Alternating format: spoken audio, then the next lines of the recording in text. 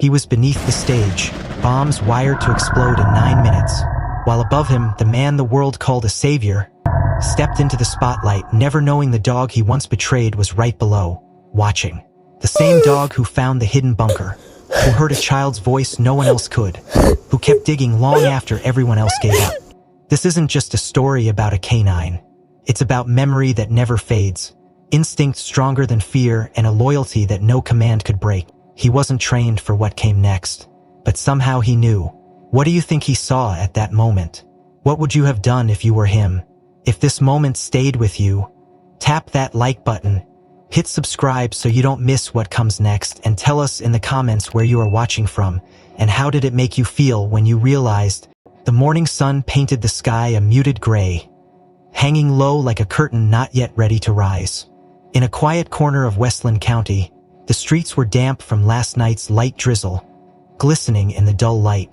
Officer Anna McConnell sipped her lukewarm coffee inside the cruiser, her other hand lazily scratching behind Rex's ear. The German Shepherd sat upright in the passenger seat, alert as ever. He didn't blink much. He never did when he was scanning. And Anna had learned to trust that focus more than her own instincts. The radio crackled to life, its voice monotone. Unit 9, perimeter sweep of Sector 11A, standard patrol. No disturbances logged in the last 72 hours. Say sighed, rolled her shoulders, and looked at Rex. Buddy? Looks like it's just another quiet one, no drama, no madness, just us and the rain-washed silence. Rex huffed, as if he disagreed. They rolled down toward the outer edge of Sector 11A, passing shuttered storefronts and empty lots. Most of this district had been under redevelopment before the funding ran dry. Now it was mostly fenced-off gravel and skeletal structures no one wanted to claim. Still, protocol was protocol. Anna slowed as they passed an overgrown plot of land surrounded by rusted chain-link fencing. The sign outside was worn, its letters peeling, future site of Ridgewood Commons, affordable housing for all. Anna raised an eyebrow. Still here, she murmured.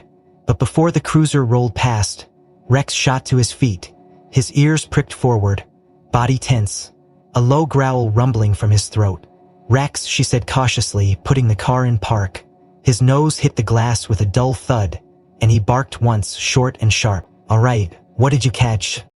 Stepping out of the vehicle, Anna unclipped his harness. The dog bolted toward the fence, not in a panicked way but with surgical precision. He stopped at a narrow break in the mesh where the earth had eroded it open. He sniffed once, barked again, and waited. That was unusual. He usually charged or returned. Today he wanted her to follow. She pulled her flashlight and ducked into the lot. The air was still, stale, the kind of silence that made your heartbeat sound loud.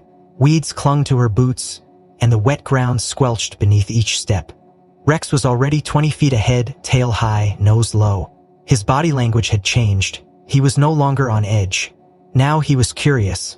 No animal stirred, no wind rustled the brittle remains of plastic sheeting caught on the rebar skeletons of buildings half dismantled. And then he stopped.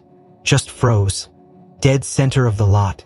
His paw scratched once, then twice, and he began digging. Not frantic, deliberate. Nada approached, her hand instinctively reaching for the sidearm she hadn't drawn in months. What is it, boy? She whispered, kneeling beside him. That's when she saw it half buried in the mud. Near the base of a cinder block was something fabric. She tugged gently and the dirt gave way to reveal a torn piece of cloth. At first it looked like a rag, but as she pulled it free and held it to the light, something caught her eye. Dried maroon stains in distinct patterns. Blood, old, faded, but unmistakable. She reached for her phone, preparing to call it in, when a sudden chill ran down her spine. Her eyes caught something else embossed in the corner of the cloth. Nearly invisible under grime were 3 barely legible letters. Anna's breath caught in her throat. Those letters had haunted an entire unit for years. Project Human Case closed. No convictions. No bodies. Just whispers of an underground trafficking ring that vanished as quickly as it had emerged. The case had been the reason Anna transferred out of internal crimes. The one case she could never let go of. And now this. Rex let out another short bark, this time lower, protective, warning. She scanned the area instinctively, but there was nothing visible. Still, the smell, that faint coppery decay, her years on the force had taught her to recognize it. Death lingered here, even if the bodies didn't. "Are you sure about this?" she whispered, half to Rex, half to herself. He sat beside her, ears tilted forward, unwavering. His body didn't twitch. He was waiting for what she didn't know. For what she didn't know. She bagged the cloth and backed out of the sight slowly, her mind a whirlwind. This was supposed to be a routine patrol. No disturbances, no reports. And yet here it was. A single bloody scrap of evidence from a case the department had all but buried. What were the odds? Back in the cruiser, she radioed dispatch. "Unit 9 to HQ, I need a forensics team at Ridgewood Commons Section D. I've got possible human remains and something else. Something that shouldn't be here." There was a long pause on the other end before the dispatcher responded. "Repeat that, Unit 9. She hesitated for just a second.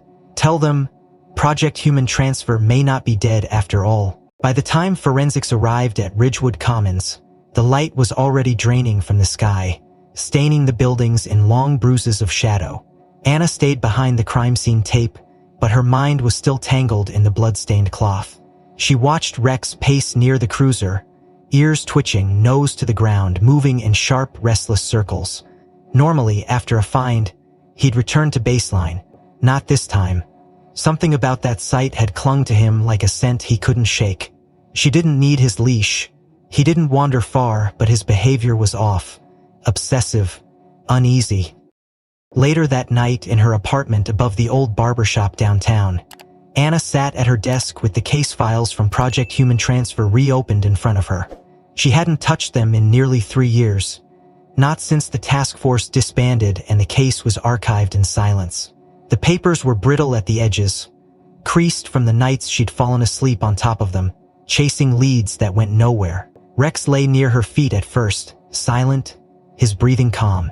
But the moment she spread the sketch maps of the tunnels from the original investigation across the floor, he lifted his head sharply. One map in particular, the diagram of the hidden corridors found beneath an abandoned subway station, seemed to set him off. Rex stood, nose down, then began sniffing the paper frantically, pawing at it, then barking once and again, loud, sharp, focused. Rex possibly spilled over into her Losman. "Rex, what is it?" His claws scratched along the edge of the paper, digging not at the map but the space just beside it at the plaster wall. "What the hell?" she muttered. He didn't stop. He growled low, guttural, and began pawing harder. She pushed her chair back, knelt beside him. "Rex, what is it?" "There's nothing there," but his eyes were locked on something. She turned toward the wall and noticed something. The paint there, unlike the rest, was slightly different in tone. Not new or older. Thicker. As if something had been covered. Grabbing her multi-tool, Anna scraped at the edge. Flakes of dusty white fell away, revealing something darker beneath rough strokes of charcoal forming the arch of a tunnel. No, not just a tunnel, it was a drawing, large and primitive, of a child curled in a corner under a set of stairs. Scribbled beside it in near illegible handwriting were the words, "They're not gone. They just sleep underground." The hair on her arms stood up. She'd never seen this before. It hadn't been here when she moved in 6 months ago. She looked down at Rex, who had gone still now, head lowered as if in mourning, his tail curled tight to his body. Someone painted this here. Someone who knew. She stared at the image, pulse quickening. She reached for her radio on the desk, a habit burned into her muscle memory. But before she could turn it on, static cracked through her briefly, then silence. Her hand froze midair. She hadn't powered the unit yet. It wasn't even on. Then, like a blade slicing through still water, a voice came through. A child's voice, soft, distant, and hauntingly clear. "Ma'am, I'm still alive." Anna stared at the radio. "What the hell?" The voice came again. "Ma'am, I'm still alive." The same tone, the same exact words, no variation. As if it was stuck on a loop, but this was analog, not digital. No pre-recorded message should even be playing, and certainly not from a device that was powered off it. So the radio, no chance of cross-header bleed. The hairs on the back of her neck stood. A cold sweat broke across her shoulders. She looked at Rex. He hadn't moved, but his ears were tilted sharply toward the radio, his head cocked like he was listening too. He whimpered once, and slowly placed the radio back down. "That's not possible." But the voice came again, "Ma'am." A beat of silence. "I'm still alive." Louder now, or was it just closer? She turned on the unit fully this time. Static. Silence. Then the normal channel hum returned. The voice was gone. She switched through every channel. Nothing but open airwaves. Grabbing her laptop, she opened the old case logs, searching for any record of the phrase. There wasn't one. But she remembered something. In the final report, there had been a notation about a diary recovered from a suspected site that mentioned children being stored like shadows, and one of them writing in chalk, "I will whisper to the kind voice. I know she will come back." That kind voice, the victims had described a female officer who had tried to talk them down during a standoff at one of the raids. He had been that officer. Could this be a projection? A coincidence? A buried memory echoing back? Or something more? Rex let out another sharp bark, this one pointed directly at the wall again. She reached behind the desk to inspect the wallboard and found, to her disbelief, a shallow square cut into the drywall, a hidden panel. Inside was a small notebook wrapped in plastic. Trembling, she pulled it out. Inside, in the jagged handwriting of a child, was the same sentence over and over, 50 times. Then the final page, a crude map, hand-drawn in blue ink. It marked a location just south of Ridgewood, an overgrown drainage site that had been condemned 2 decades ago. She ran her fingers along the edge of the notebook. The corners were scorched like it had survived a fire. The smell of ash still lingered faintly. Her phone buzzed, a blocked number. She didn't answer, but the voicemail icon appeared seconds later. She tapped to listen. Static at first. Then, "Ma'am?" and a long pause. "Don't go alone." She dropped the phone. Rex stood, fully alert now. Teeth bared, body facing the door, faded. The hallway light flickered once. Then again, her breath caught. The drawing on the wall of the child in the tunnel suddenly felt less like art, more like a warning. The notebook hadn't left Anna's hands since last night. Even now, back at Ridgewood Commons under the harsh morning light, she could still feel the texture of the scorched edges against her palm.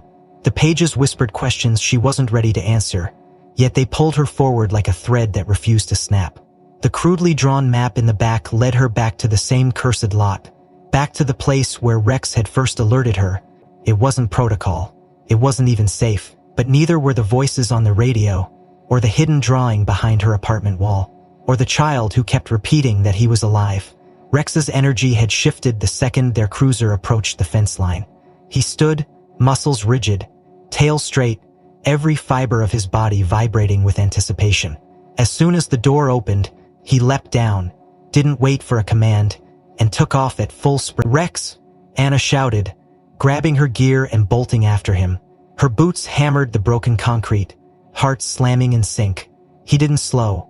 He weaved between debris, past the spot where they'd found the bloodied cloth, and headed toward a far end of the lot that had once been roped off with rusted hazard tape, now torn and fluttering in the wind.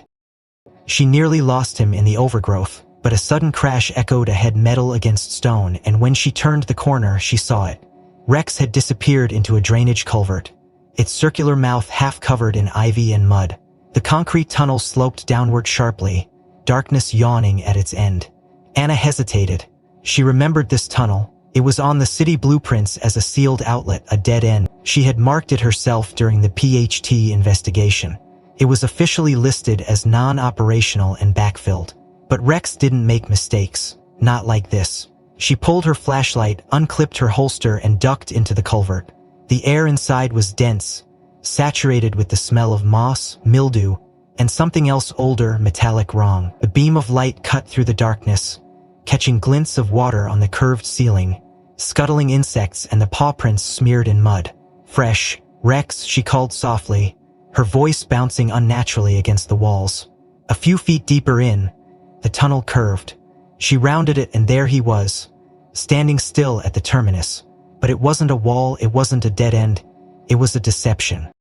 The so-called end of the tunnel was actually a seamless layer of concrete, clean and unusually smooth. Rex pawed at it, then stepped back and barked, the sound echoing like a warning. Anna stepped forward, running her fingers along the wall. Something about it felt wrong.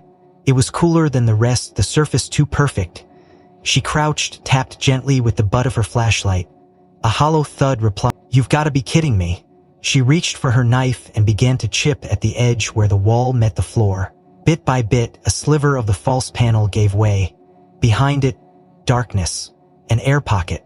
She widened the opening enough to squeeze through, pushing with her shoulder until the panel gave a reluctant crack and a heavy section fell inward, kicking up a cloud of fine dust and stagnant air. She stepped back, coughing, the smell of decay wafting out like a breath held for decades. Rex didn't move. His ears twitched, nose high. He didn't bark again. He simply walked through the opening as if he'd known all along what was hidden here. Anna followed. The room beyond was concrete, cold, square, and entirely out of place. It didn't match any city infrastructure she knew. A bunker. Or a bunker-like space. The walls were reinforced, lined with what once might have been soundproofing foam, now rotted and curling at the edges. Along the far wall, rows of rusted hooks lined a metal rail. Beneath them were child-sized beds. Or slabs, some with shredded fabric still clinging to them like dried skin. She swallowed hard, forcing her body to keep moving, to keep breathing. In one corner was a heavy metal door, ajar. She stepped through it and froze. The room on the other side had been torched charred black from wall to wall. The smell hit her second, thick and sharp. Burned rubber, old blood, and something she couldn't name. In the center of the floor was a scorched circle, a ritual mark. No. It was a stain, burnt into the floor. But what caught her eye wasn't the stain. It was the wall above it, and the words smeared in soot across the concrete. No way out above, only below. Her skin turned to ice. She turned slowly, sweeping the room with her flashlight. In the shadows near the far corner, she saw movement. Small, skittering, but not animals. A toy, a wind-up tin toy, rusted and red, still slowly turning as if someone had just set it down. She hadn't heard it before, hadn't seen it.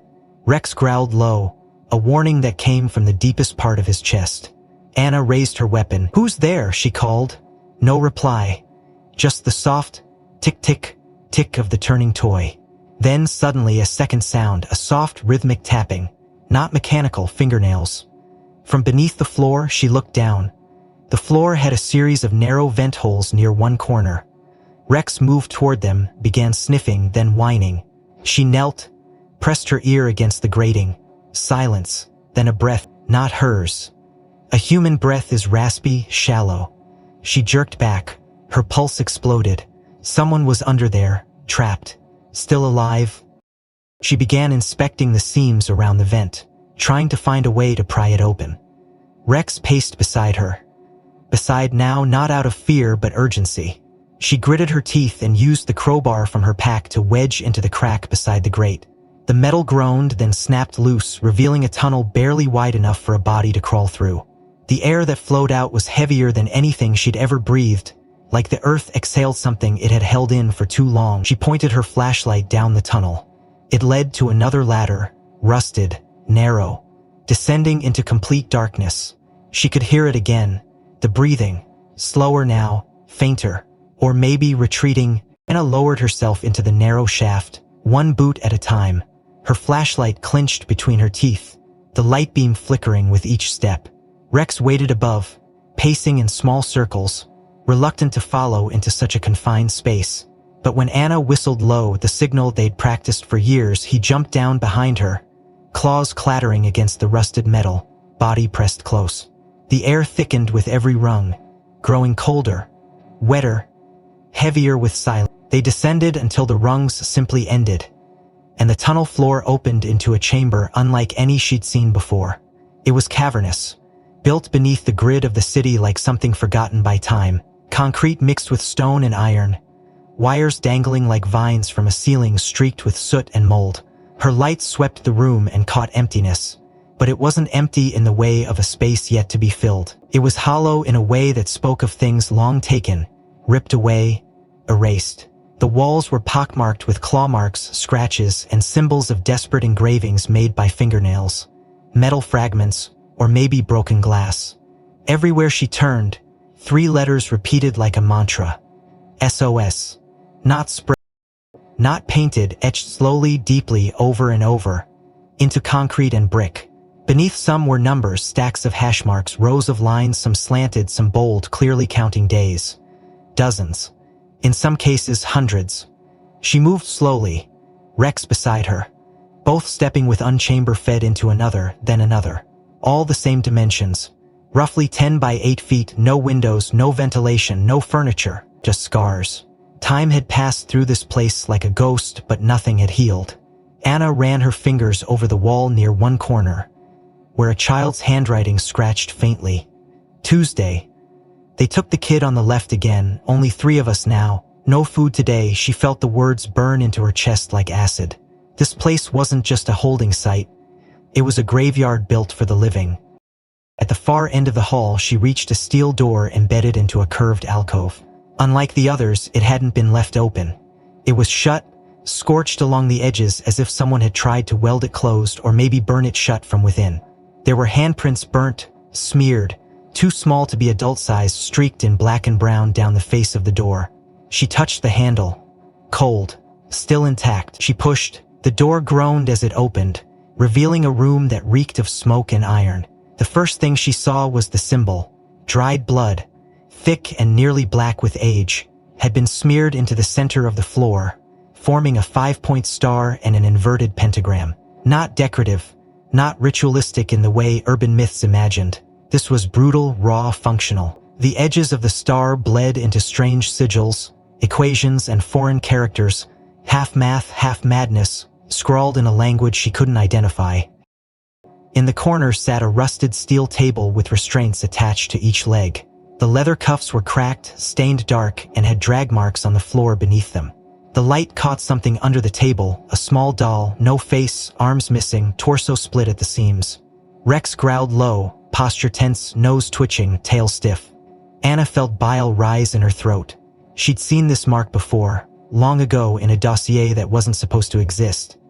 It was a case file from Interpol classified under Black Code access only. A trafficked child cult smuggling ring known as Nyx Consortium. A hybrid operation that dealt in human lives under the guise of offshore trade, disguised their financial tracks through shell companies in 6 countries, and used pseudo-religious imagery to hide acts of organized sacrifice. 7 years ago, they were supposedly dismantled after a massive sting operation in Athens, ended with 11 dead and a fire that burned all traces of their archives. But here it was, the exact same star, smeared in the same way, surrounded by the same peripheral notations. She took a step back, breathing through her nose, the stench nearly overwhelming. She turned to Rex, who hadn't moved. Eyes locked on something beyond her, just past the blood symbol. She followed his gaze and saw it. A recess in the wall that looked like a doorway, except it wasn't made of concrete. It was wooden. A door within a room of stone, painted over but now peeling, the slats old and warped. Anna stepped closer, her flashlight revealing faint letters carved into the frame. Not English, not Latin, but she recognized one glyph in the corner, a stylized triangle pierced by a line. It matched a tattoo she'd seen on the back of a suspect in one of her very first raids. A man who'd slit his own throat before he could be interrogated. She felt the weight of memory settle like stone in her lungs. She pushed the door slowly. It gave with a whisper of wood and revealed a staircase. Narrow, wooden, descending deeper. Not built as part of city infrastructure, this had been added later as an escape path or maybe something worse. As she stepped onto the first stair, it groaned loudly under her weight. Dust exploded upward in a plume, and a cough rattled her chest. Rex barked once. A sharp alert then followed. They descended together into a smaller hallway, tighter, more claustrophobic, lined on both sides with cracked light fixtures that hadn't worked in decades. Each step felt like entering another level of someone else's nightmare, and the further they went, the colder it got, not just in temperature but in tone. The air changed. No more mildew, no more smoke, just sterile, mechanical stillness. At the end of the hall, a door stood through the crack, a faint red glow pulsed like a heartbeat. Anna approached slowly, hand on her weapon. She pushed the door wider and froze. It was a surveillance room, a functioning one. Monitors lined the walls, some broken, others active. Cameras fed grainy black and white footage from what looked like various rooms, some familiar, some not. And on the center screen there was a live feed. A child, in a narrow room, bare mattress, thin blanket, eyes staring up at the ceiling, still alive. The glow from the surveillance monitors bled softly onto Anna's face as she stood frozen, watching the tiny room on the central screen. The image was grainy, barely holding form, but unmistakable. A child, curled tightly against a thin mattress, back to the camera, motionless except for the slight rise and fall of her chest. Her limbs looked fragile, bones defined under skin stretched too thin, her frame shrunken by time and deprivation. Yet she was alive. Anna's breath caught in her throat. She scanned the keyboard below the monitors, looking for room identifiers. Each screen had a faint engraving scratched above it. The one showing the child had a barely legible marking, Delta 4B. Anna turned from the monitor, flashlights scanning the hallway behind her. On the far wall, a rusted plaque read Delta Sector Access Tunnel B, partially obscured by grime. She gripped Rex's collar gently, guiding him forward. He needed no prompting. As soon as they crossed the threshold back into the hallway, he pulled ahead with force, nose close to the ground, tail rigid with alert. He led her down a sharp turn, past a corridor she hadn't noticed before and into a narrower passage where the walls narrowed and the ceiling pressed low. She found the door nearly hidden, a slab of steel almost indistinguishable from the wall, save for the indentation of a lock panel long since fried by time. The keypad blinks red once, then dies. Anna stepped back, raising her boot and slamming it at the hinge. It held on the first strike, but on the second the rust cracked and the latch gave way. The door creaked open with the reluctant groan of old pain. The light inside flickered and held barely. She stepped in and the child on the mattress didn't move. For a breath, Anna thought she might be too late, but then a shift to subtle, just the twitch of a hand near her face. Anna lowered herself slowly to the floor, whispering softly, "Sweetheart, Iota, did you know and read thinking about you all this time?" Instead, her head turned slowly, her hair greasy and tangled, her lips cracked, her expression unreadable until her eyes found Rex. And something changed. Her eyes widened, filling with light and disbelief, and her voice cracked out of her throat with startling clarity. "Angel," the second time she whispered. Anna blinked. "What did you say?" But the girl wasn't looking at her. She was fixated on Rex, whose body had gone still. He lowered his head, tail wagging slightly, stepping forward and lying gently beside her. The girl reached out, placing a trembling hand on his fur, her mouth forming the words again, "You're my angel," for the second time. Anna swallowed hard. "Do you know him?" The girl didn't answer directly. She pressed her face into Rex's neck and began to cry, not loud sobs but quiet, rhythmic shudders, as if letting go of years held behind her ribs. Anna scanned the room. No food, no water. A single bucket in the corner. Drawings in blood and dirt covered the wall, flowers, stars, and in the center, a crude drawing of what looked unmistakably like a dog with wings. She approached gently. "I need your name. Can you tell me?" The girl looked up. "Lena," she whispered. "My name was Lena." Anna frozen. That name. Her mind jolted like it had touched an electric fence. Lena. The same Lena recorded as deceased 3 years ago in a recovery report from Operation Winternet. She had been one of the trafficked children, discovered in the remains of a burned-out safe house in Belarus. The file had included a photo half-burnt, blurry but enough to ID. And now she was here, alive. Anna reached for her comms. "Dispatch, this is Unit 9 priority," but the signal was dead. She turned slowly. "Lena, do you remember how you got here?" The girl wiped her eyes. "They moved me after the fire. They told me everyone else died, that I died too." Her voice was flat, mechanical. "But they kept me because I didn't scream." Anna felt something tighten in her chest. "Who are they?" Lena's eyes dropped to the floor. "The men in white coats. The ones who brought the tall man. He made them say I was dead. He said hiding was safer. For their work." Rex nudged her gently and she leaned into him again. Her breathing had evened out, but her hands shook violently. Anna scanned the room again and noticed something on the mattress seemed stitched clumsily into the fabric with black thread.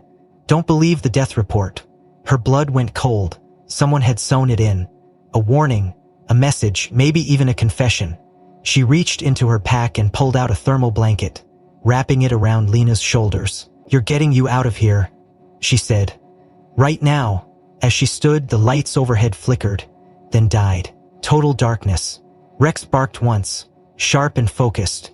Anna pulled her sidearm, holding Lena close with one arm. A faint hum began from the hallway outside, mechanical pulsing. Then, a slow, deliberate knock. 1, 2, 3. Against metal, not random. Rhythmic, like a pattern. Rex growled again, protective. Ready. The air thickened with the scent of ozone, static crawling up Anna's neck like ants. Then a voice, not a child's, not a recording. Male, calm, cold, muffled through the metal but perfectly enunciated. "Put the girl back where you found her." Anna stood frozen in front of the door. Lena pressed tight against her side. Rex's growl vibrating through the floor as the voice repeated once more, steady and without anger. "Put the girl back where you found her." It wasn't a threat. It was a command, quiet and certain, as if the man on the other side already knew what Anna would do next. She aimed her flashlight at the door, but it didn't matter. The voice was disembodied, filtered through a built-in speaker. Its source Her eyes scanned the room again, and that's when she saw it, barely noticeable, tucked in the upper corner behind a metal grate, a small black lens blinking once, then going dark. The camera, not broken, not old, recently used. The wires still had tension. The mount was polished. This place wasn't forgotten. Light was monitored, and whoever was speaking had been watching. Her skin turned cold. "Lena," she whispered, "we're leaving. No matter what happens, don't let go of my hand." Rex circled once, his eyes fixed on the corners, instinctively aware that they were exposed. Anna wrapped her hand around the child's and pulled the door open quickly. The hallway outside was empty, but something had changed. The hum from before had vanished. In its place, a silence no sound of dripping water, no creak of old walls, just an almost surgical stillness. The fluorescent lights above flickered once, then held steady. A slow, mechanical whir began somewhere overhead, as cameras were adjusting, refocusing. She looked up and saw more lenses, carefully placed into each corner of the corridor ceiling, angled with precision. Some were older, rusted over, dead, but three of them glowed red. They were being followed. In a secure operations room 23 miles away, behind 4 layers of electronic clearance, one man sat silently watching a bank of monitors. Colonel Gregory Lang, 61, veteran of 2 foreign conflicts, commander of Westland's Special Enforcement Division, decorated untouchable. At least that was the story written in press releases and condemnations. But in this room, Lang wasn't a commander, he was a curator. Each monitor showed a different angle of the underground facility Anna had entered without clearance, without a team, without permission. She had triggered no alarms, and that in itself was curious because Lang had never turned them off. Someone had overridden the alert system just 15 minutes before her arrival. He watched as she moved through the corridor with the child. She looked scared, but she wasn't retreating. She was moving with purpose. That made her dangerous. The dog trotted beside them, calm but sharp. Lang leaned back in his chair, rubbed his temple, and sighed. "Macmillan, I told them she was too stubborn." He reached for his keyboard and typed a single command into the console. All cameras refocused, zoomed in. Footsteps entered the operations room from behind. A younger man, Agent Whitaker, looked uneasy. "Sir, she found Delta 4. Lang didn't look away from the screens. "I can see that." Whitaker hesitated. "What are your orders?" Lang finally turned to him, his eyes calm but cold. "We monitor, no interference yet. If she gets out, we erase the feeds." Whitaker swallowed hard. "To all due respect, sir, she's not just a beat cop. She's the one who flagged the fake Belarus fire. The only reason Winternet came close to exposing the Nix network in the first place." Lang nodded, almost amused. "Exactly. Which is why we make sure she doesn't get close again." In the hallway, Anna paused as a low click echoed behind her, doors locking, one after the other. She turned to find their exit path sealed. "They're watching," she said under her breath. "They're controlling the entire system remotely." She looked to the corners again. "Rex, scan." The dog immediately lowered to a crouch, nose down, moving ahead of them like a shadow, alert to electrical frequency patterns. He stopped beside a wall panel and barked twice. Anna approached, scanning it with her flashlight.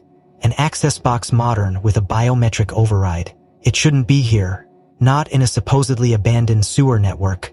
She pulled out her phone again, still no signal. No GPS. Every device was being jammed. They're cutting us off, she muttered. Whoever's running this place, do you remember any faces? Any names? Lena blinked, voice barely audible. There was a man. Always wore black gloves. Spoke only once. He said, I was his insurance. Anna's jaw clenched. Insurance? Against what? Back in the control room, Lang pulled up an encrypted file labeled Transfers Classified Tier Black. Inside were manifests, rows of names, dates, destinations. One tab marked Handler Protocol. There, beside the list of code names, was a familiar entry. Gregor 12 entry subject Lena status. He didn't blink. I buried that file 3 years ago, he murmured. And someone dug it up. Whitaker shifted nervously. You were listed as her last transporter, sir. Lang didn't look at him. And that's why we make sure she doesn't speak. His fingers hovered over the command key labeled Wipe Delta Feed. But he didn't press it. Not yet. In the tunnels, Anna reached a junction with no markings, just rusted steel and concrete. Rex circled twice, nose twitching. Then he barked once, sharp and decisive, at a specific door with no handle. Anna approached, running her hand along the edge, feeling for seams. It slid open automatically. Inside was a room far too modern. Clean walls, bright halogen lights, a single desk, and on it surveillance hard drives. Still warm, the surveillance drives were warm to the touch, humming faintly under Anna's fingers. They weren't old backups or decoys. This equipment was active, recently accessed. She scanned the room again, noting the meticulous organization. A single chair, 2 monitors, and a drawer left ajar, revealing syringes sealed in individual pouches, each one labeled in French and Latin abbreviations, designed to disorient and sedate, used in high-value human trafficking transactions. She'd seen versions of these drugs in border raids, ones that made witnesses forget entire weeks. But what chilled her was the name printed faintly on each plastic wrap. NeuroCNV4, a chemical she knew had been banned globally after reports of irreversible memory fractures. Rex paced behind her, nose flaring, growling low. He could smell it too, chemical residue. Something wrong, something alive. Lena sat quietly on the floor, her eyes fixed on the monitors now frozen on static. She hadn't spoken in minutes. Anna knelt beside her and touched her shoulder. Lena, I need to take you somewhere safe, but I can't go blind. I need you to tell me if you remember anything at all. The girl blinked, hesitating, then pointed at Rex. He's not the first. Anna frowned. What do you mean? They had others, dogs like him, but they made them forget. With those, her finger trembled as it pointed toward the syringes. Anna's heart sank. The files had noted 3 K9 units that had gone missing during joint operations against Nix-affiliated strongholds in Romania, Mexico, and Indonesia. All had been presumed dead. But what if they weren't? What if they were just reprogrammed? She stood, her voice low. Rex, GPS mode. The dog responded instantly, a short bark and then a turn. His internal tracker linked to Anna's watch began transmitting a ping, pulling them toward an exit route that hadn't been mapped. The corridor ahead narrowed, its cement cracking with age, yet the signal grew stronger. 15 minutes later, they emerged behind a storm drain 2 blocks outside the city perimeter. Anna shielded her eyes from the sudden daylight, then opened her watch's map overlay. The path Rex had chosen was no accident. It pointed due north, away from the city, straight toward a rural sector near the river. She zoomed in and saw the name, Pinebrook Rescue Center. It was a registered animal rehabilitation shelter, privately funded, loosely monitored, and known for accepting damaged or unfit working dogs. Anna had never thought much of it until now. An hour later, the unmarked SUV rolled to a stop outside the faded green gates of Pinebrook. The sign was tilted, paint chipped, but the grounds were oddly quiet. No barking, no movement, just a stillness that felt her head. Rehearsed, Anna stepped out, hand on her sidearm, Rex tense at her side. She left Lena in the car with the doors locked, hidden under a jacket. Inside the lobby, a woman in a loose beige uniform appeared, smiling too quickly. "You must be from Animal Welfare," she asked, clearly fishing. Anna didn't answer. "I'm looking for Director Halverson," she said flatly. The woman's smile froze. "He's not in today." "Then get me whoever's in charge of medical intake." The woman hesitated. "I'm afraid," but before she could finish, a sharp bark echoed from deep within the facility. Not Rex. Another dog. Familiar cadence, too sharp, too clean. Rex's ears shot up. He let out a low growl and pulled on the leash. Anna followed. They moved past the reception area, ignoring the woman's half-hearted protests. Through 2 swinging doors, down a corridor that stank of bleach and metal, until they reached a large holding room lined with kennels. That's when Anna stopped cold. 3 German shepherds, each in separate cages. Muscles lean, eyes empty, tails still. They weren't asleep, they were sedated, or worse, one of them had a surgical scar across the top of its skull. Another had a trembling hind leg. But all of them bore old canine unit tattoos barely visible under their fur. Anna knelt beside the first kennel. "Kilo Wan," she whispered, recognizing the pattern on his left ear. "You were declared dead in Veracruz." And a noise behind her. She turned. A man in a lab coat had entered silently, holding a small black pouch. "You shouldn't be here," he said calmly. "You don't understand what you're interfering with." But his eyes weren't on Anna, they were on Rex. Then he moved fast. Too fast, a practiced sweep of his coat and a needle was in his hand. He lunged. Rex dodged, twisting with impossible speed, and the needle missed by inches. The man turned again, trying to trap him between the kennels. But this wasn't a rescue mutt. Rex was trained for combat, for chaos, for people like him.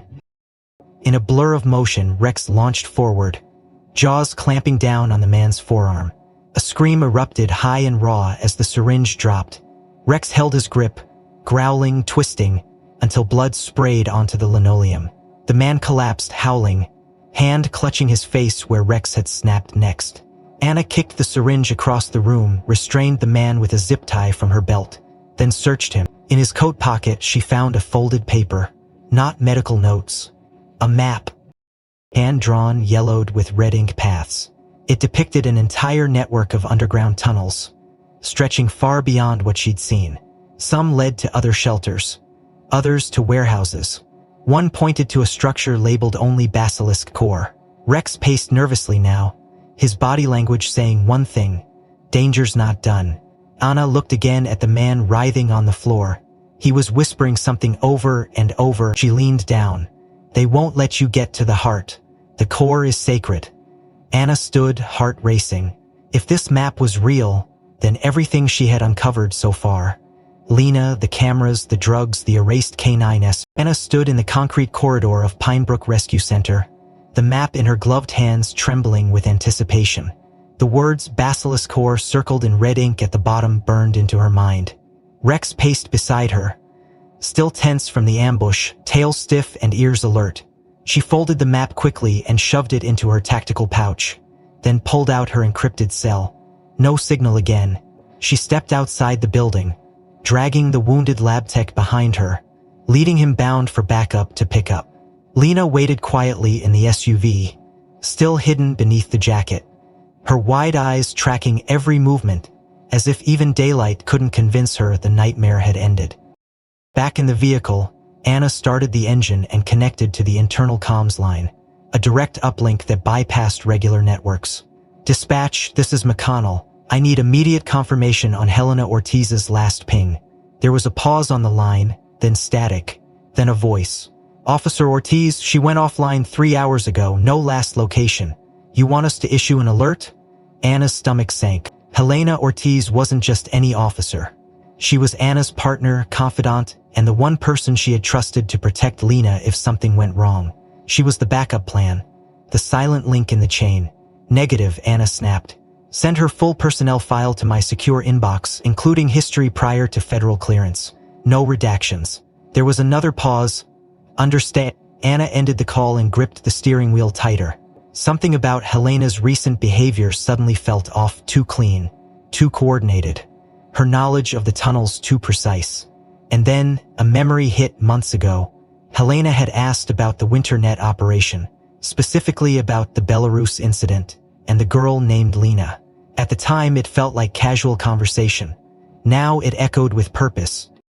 Within minutes, the file appeared in her inbox. Anna pulled over beneath a canopy of trees and opened it. Standard records were there. Exemplary field performance, trauma negotiation training, foreign language fluency. But hidden in a subfolder marked pre-acceptance background, there was something else. A name, Elena Serrano. Birthplace, Ciudad Juarez. Parentage sealed. Secret nator Serrano, known in classified files as Lazarus. The codename of the elusive head of the Knicks. Anna dropped the phone. Her breath caught. Helena Ortiz, her trusted partner, was the sister of the man she had spent the last 6 years chasing through global networks of death and silence. And then the final note on the file: identity altered post-bed raid. Accepted into Westland PD via witness protection entry 2-bed. With the objective of, into my own now. We have. Life is not a hunches. She embedded herself. Suddenly all their conversations rewound in her head. The way Helena always asked about the Belarus fire. Her insistence on Anna dropping the reinvestigation. The times she lingered at evidence lockers after hours.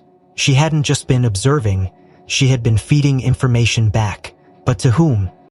Anna drove in silence, mind reeling, until the edges of another memory stirred, the one she never allowed herself to examine fully. 6 years ago, on a solo patrol near the Mexico border, her vehicle skidded off the road during a storm, flipped twice and landed in a ravine. She should have died.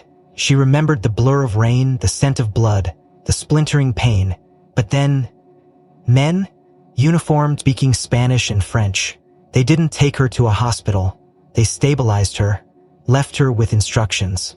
One man had crouched beside her, whispered in her ear, "Your life is not free, McConnell. One day we will ask." That day had come.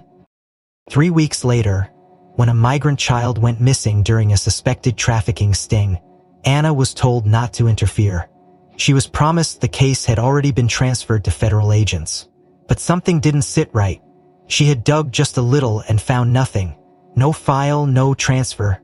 Just the name, Maya, 7 years old. And then came the phone call, from a blocked number. "You owe us, let it," and she had. Not proudly, not willingly, but enough to walk away. Now she wondered if Maya had been the first, or just one of many. Anna pulled into a remote fuel stop, the only one between Pinebrook and the outskirts of Westland. She stepped out to refuel, her mind racing with too many truths. Rex stayed close to Lena in the back seat, his ears twitching with every passing vehicle. She went inside to grab water and a satellite phone. The cashier barely looked up. Just as she exited, her encrypted cell buzzed an unmarked text. "You're not the only one with debts. Helena paid hers in full. Come to milepost 86 if you want the truth." Etched a single image. Blurry, time-stamped 20 minutes ago. It showed Helena or Elena bound to a chair in what looked like an underground tunnel, blood dripping from her mouth, eyes wide with something that wasn't fear. It was a resignation. Anna stared at the screen for a long moment, then looked at Rex. He stared back, unblinking. She didn't need GPS to know she knew where milepost 86 was. It was part of the same old rail system whose diagrams she'd seen etched into the concrete walls under Ridgewood. But it wasn't connected to the official subway. It was part of the old line, the one built during Prohibition to smuggle liquor, now long forgotten, repurposed for something far more sinister. She drove without speaking, the silence inside the car tight like wire. Lena leaned forward once, whispering, "Is she in trouble?" Anna nodded. "She was supposed to protect you, but maybe she never planned to." They reached the post at dusk. A chain-link fence half covered in vines guarded the entrance. It looked like nothing, a storage yard, a forgotten depot. But when Anna approached, the padlock fell open at her touch, and the gate creaked inward by itself. She drew her weapon, looked at Rex and stepped inside. The fence clicked shut behind Anna as the sky above milepost 86 dimmed into a bruised orange, swallowing the last warmth of daylight. Her boots crunched against the gravel and every sound echoed too loud, too hollow. Rex walked beside her in tight formation, his body coiled with anticipation, every muscle alert. Lena stayed in the car hidden, with the engine running and doors locked as instructed. Anna advanced through the rusted yard to the old railhouse door, her flashlight cutting through the dark like a scalpel. Inside, a stairwell spiraled downward into pitch-black silence. The air was stale, thick with mildew and old metal. She descended quickly, gripping her weapon, each step ringing with the sound of buried memory. At the bottom, she found the corridor lined with exposed brick, decades of graffiti, water stains, and decay. But one wall was pristine, newer cement painted clean, and embedded in the center was a keypad, glowing faint blue.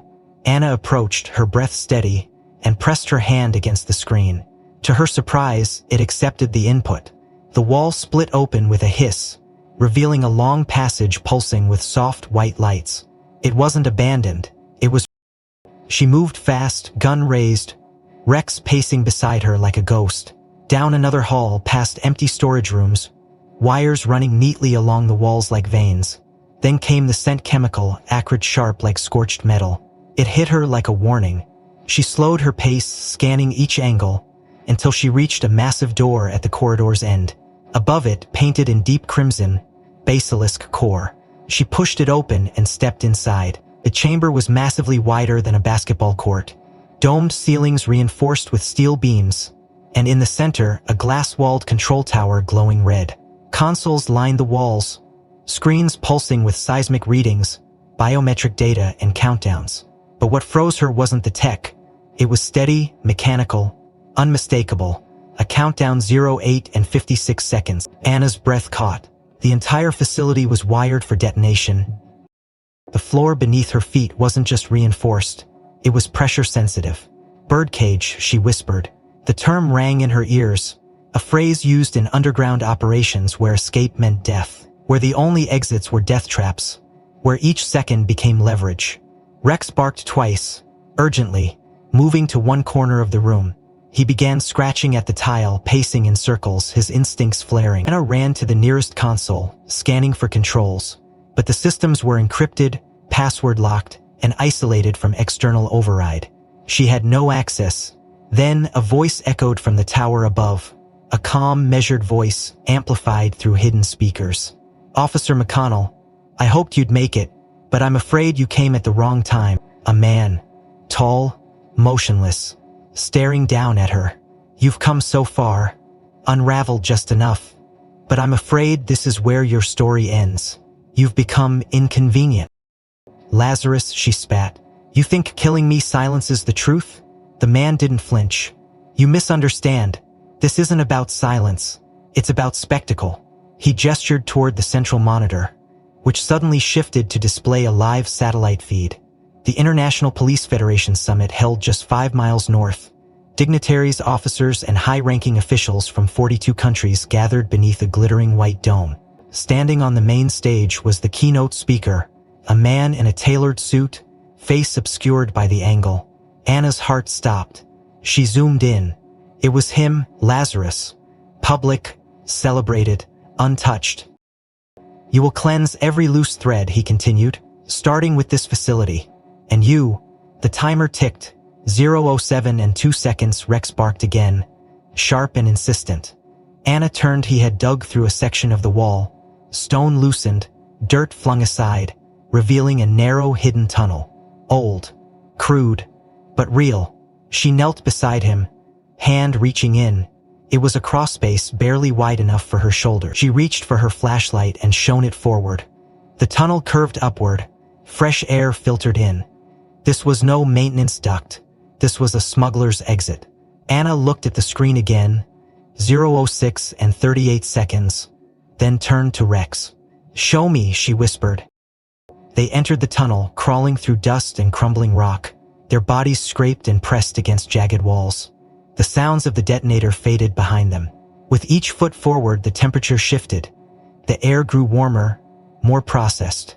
After 5 minutes, they reached an iron gate. Anna kicked it twice, and it gave way. They emerged into darkness, and then, blinding light, artificial light. They were behind a stage curtain. She heard applause, music, a voice announcing the next speaker. Anna crawled forward and parted the curtain slightly. She froze. They were under the stage. Under the stage, the platform above was etched with the logo of the International Police Federation. Delegates sat in wide rows. Cameras streamed live across continents, and just feet above her, stepping to the podium, stood Lazarus, smiling, suited, his voice smooth as silk as he began to address the world. Rex crouched low beside her, his eyes locked upward, his body poised. Anna checked her gear. 1 bullet in the chamber. No comms, no backup, and a bomb is still counting down less than a mile away. Anna stayed crouched beneath the stage, heart hammering against her ribs like a fist against steel. Rex remained perfectly still, his eyes locked on the polished shoes just above, his breathing measured, calculated. The live broadcast continued uninterrupted, as Lazarus, the man the world believed to be a humanitarian visionary, stood confidently before a sea of applauding officials, speaking in the smooth cadence of polished power. In a world fractured by borders and fear, we must remember, the foundation of justice is unity. Anna's hand gripped her pistol so tightly her knuckles ached. Just one shot, one scream, 1 second from exposing everything or detonating the lie he'd spent years weaving. But timing was everything, and she had less than that. She activated the backup tracker clipped beneath her watch, the final line of contact routed to an off-grid satellite frequency reserved for dead zone emergencies. A pulse sent out into the void. If anyone still monitored the Nyx ruins, they'd see it. She slipped silently along the understructure, eyes scanning for structural weak points. Then, as her fingers brushed the steel grate that led to the back exit stairs, her earpiece died for hours, hissed to life. A child's voice came through, trembling but clear. "Miss, I'm still alive? Now I can see my father." Anna frozen. "Lena," she whispered. "Where are you?" Static flared, then stabilized. "I'm behind the stage, in the waiting room. I see him. He's my father, but I'm not his heritage." Hearing Tabor joyed in him. A realization crashed into Anna like a wave. The voice on the radio wasn't a ghost. It was Lena. Not a lost soul, but the key. The leak in the Empire. The living conscience of a man who built his power on buried children. "He's your father?" Anna asked, stunned. "He brought me into this world, but he never saw me as his daughter," Lena answered, her tone carved from something far older than her years. "But you didn't call for my father, I called for Rex. I remembered his eyes from when I was just a kid." Anna swallowed hard, heart burning. "I'm coming," she said, "but you have to do something brave." "I've been waiting," Lena said simply. Then the signal cut. Anna turned to Rex. "Ready?"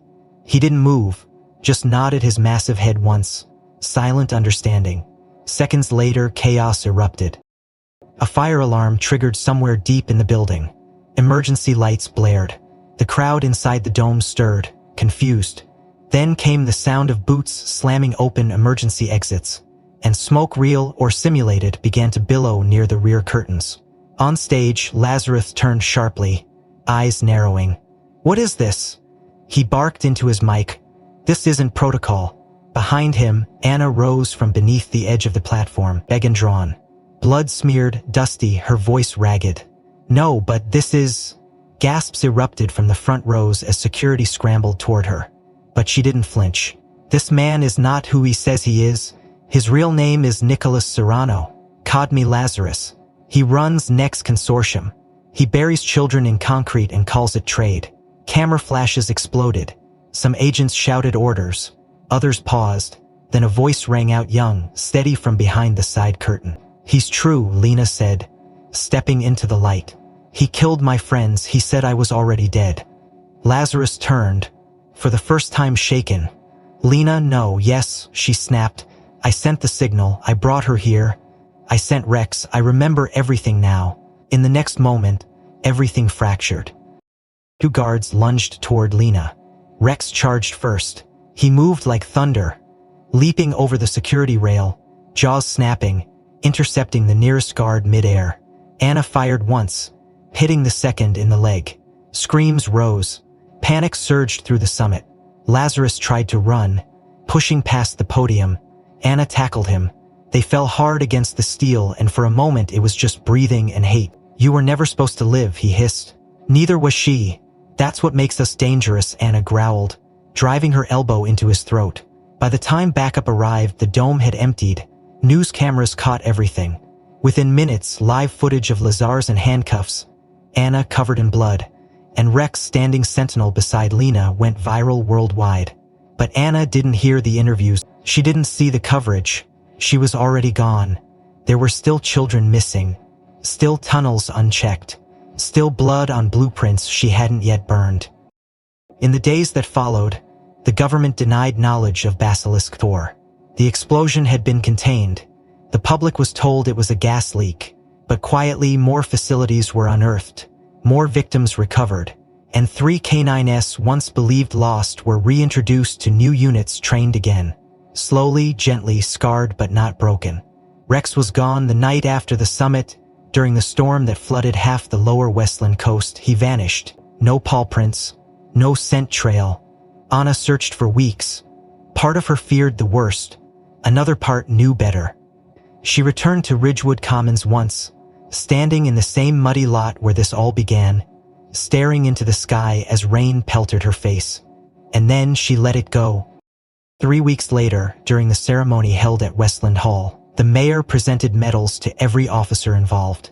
Lena was adopted into a witness protection family and enrolled in school under a new name. Anna stood at the back of the stage in civilian clothes, her hair pulled back, heart still heavy. The room hushed as the final citation was read aloud.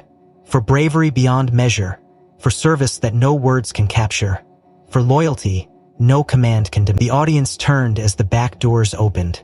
Rex walked in, wet, leaner, his left shoulder bandaged, blood still fresh beneath the wrap. He limped slightly, but his head was high, his eyes were sharp. He crossed the hall slowly, stepped onto the stage and sat beside Anna. The room erupted in applause, but he didn't flinch, didn't move, just watched the crowd like a sentinel. And for one breathless moment, it was clear he had never stopped guarding them. If this story moved you, don't forget to like and subscribe to follow more powerful stories like this one. Which moment hit you the hardest? Was it the revelation about Lena, Rex's last stand, or the explosion countdown? And tell us where in the world you are watching from. Drop your thoughts in the comments. We'd love to know.